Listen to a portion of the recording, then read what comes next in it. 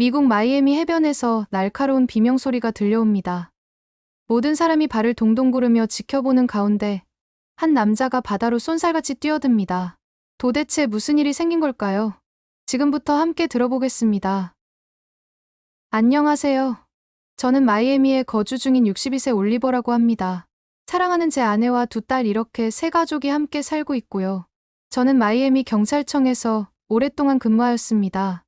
마이애미는 워낙 유명한 관광지라 세계 곳곳에 관광객들이 모이기도 하고 중남미 국가들의 이주민들까지 모이는 도시인지라 범죄도 적지 않은 도시입니다. 물론 안전한 도시 시내에서는 범죄가 잘 일어나지 않지만 사람들이 덜 모이고 외진 곳에서 주로 문제들이 일어나곤 하는데요. 수십 년간 그 많은 범죄들과 마주하는 직업을 가지다 보니 아무래도 성격이 거칠어지고 다혈질적이어지게 된 것 같습니다. 하지만 지금은 경찰 일을 그만두고 아내가 하는 자파점 일을 도와주며 퇴직 후의 생활을 즐기고 있었는데요. 한동안 코로나 팬데믹 때문에 장사가 힘들어져 직원들도 다 내보내야 하는 상황이 되었고 마침 저도 딱히 할 일이 없어 친구들과 낚시를 다니며 시간을 보내고 있었는데 한량처럼 시간을 보내는 저에게 아내는 눈치를 주기 시작했고 할 수 없이 아내의 가게 일을 돕게 되었습니다. 현장에서 일만 하다 보니 적성에 맞지는 않아서 틈만 나면 뛰쳐나가려고 눈치를 보고는 있지만 쉽지가 않네요. 그런 저에게 한 가지 걱정이 있었는데요. 바로 제 딸들이었습니다. 물론 저 역시 제 딸들 모두 꼭 결혼을 해야 한다는 주의는 아니지만 제가 나이가 들고 이제 아이들을 보살펴 주기 힘든 때가 되었다는 생각에 듬직한 남자들을 만나서 결혼을 했으면 하는 바람을 가지기 시작했는데 딸들로부터는 좋은 소식이 들려오지를 않고 있었죠. 그러던 중 드디어 큰딸이 조용히 우리 가족을 불러 모았습니다. 아빠, 엄마, 저 결혼하고 싶은 사람이 생겼어요. 이번 주 일요일 가족들과 함께 식사도 하면서 인사드리고 싶어요. 반가운 소식이었죠. 제 아내와 저 모두 기다렸던 순간입니다. 제 큰딸은 마이애미 외곽에서 조그마한 카페를 운영 중이었어요. 관광객들이 많이 다니지는 않지만 주변에 회사들이나 거주하는 사람들이 꽤나 있어서 단골들이 많이 찾는 카페였습니다. 이번에 데려오는 남자친구도 그 단골 손님 중 한 명으로 만나게 되었다고 하며 카페 근처의 IT 회사에서 근무 중이라고 하더군요. 개인적으로는 좀 다이나믹한 일을 하며 에너지가 넘치는 사위를 원했었기 때문에 IT 회사라는 선입견이 있었는지 조금 아쉽기는 했지만 그것까지 바라지는 말자 싶었습니다. 그렇게 큰딸과 예비 사위를 집으로 초대했고 제 아내와 둘째 딸까지 가족들이 모두 모이는 날이 되었습니다. 초인종 소리가 들렸고 큰딸의 남자친구가 어떤 사람인지 궁금해서 목 빠지게 기다리고 있던 제가 아내보다 먼저 현관문으로 뛰쳐나가 문을 열어주었습니다. 그런데 예상치도 못한 일이 벌어졌습니다. 제 딸과 손을 잡고 그 옆에 서 있던 남자는 제가 당연히 생각하고 있던 미국인이 아니라 동양인이었습니다. 당황한 티를 내지 않으려고 애써 웃으면서 두 사람을 안으로 안내했고 제 아내와 둘째 딸 역시 조금은 당황한 듯 보였지만 이내 웃음을 지었습니다. 큰딸이 소개한 예비사위는 짧은 머리에 키가 크진 않고 동양인답게 다소 왜소한 느낌의 건우라는 한국인 청년이었습니다. 저녁 식사 시간이 길어지면서 제 아내와 둘째 딸은 이미 건우가 마음에 든 것처럼 보이더군요. 특히 둘째 딸은 큰딸과 나이 차이가 좀 나서 아직 고등학교를 다니는 중이었는데 요즘 한참 케이팝이라는 문화에 빠져 있었던 탓인지 건우가 동양인이라는 것이 선입견으로 나쁘게 작용한 것이 아니라 오히려 긍정적으로 작용하는 것 같았습니다. 둘째 딸이 호기심 가득한 얼굴로 한국에 관한 질문들을 했고 건우는 나긋나긋하게 대답을 잘해주는 것 같았습니다. 남자가 저렇게 나긋나긋해서야 어디 써먹겠어. 혼자 이렇게 생각하며 못마땅한 마음을 티는 못 내고 삭히고 있었습니다. 그렇게 저녁 식사 시간이 끝나고 다음 날 큰딸은 제 아내와 저희 생각이 궁금했는지 다시 집으로 찾아오더군요.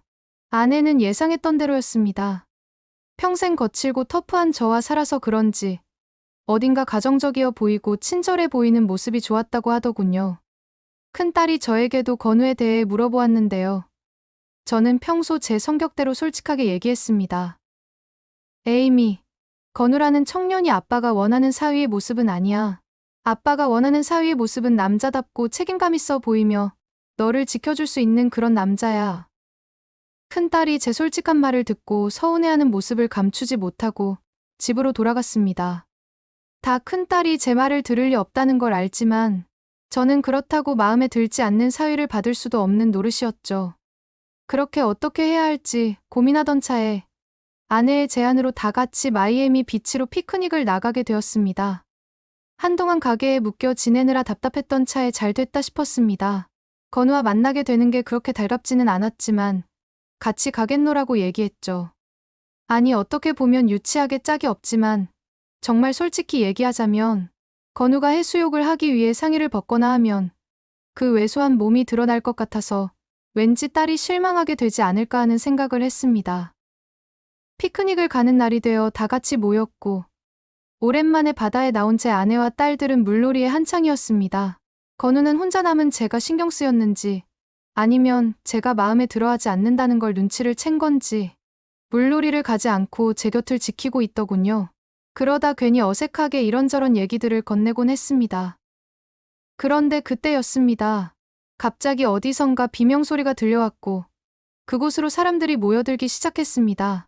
제 아내와 아이들이 놀고 있던 방향이었는데 다시 생각해보니 그 비명소리가 제 아내의 비명소리였고 자세히 그쪽을 보니 수영을 못하는 제 둘째 딸이 튜브에 매달린 채로 물가에서 멀리 떠내려가고 있었습니다.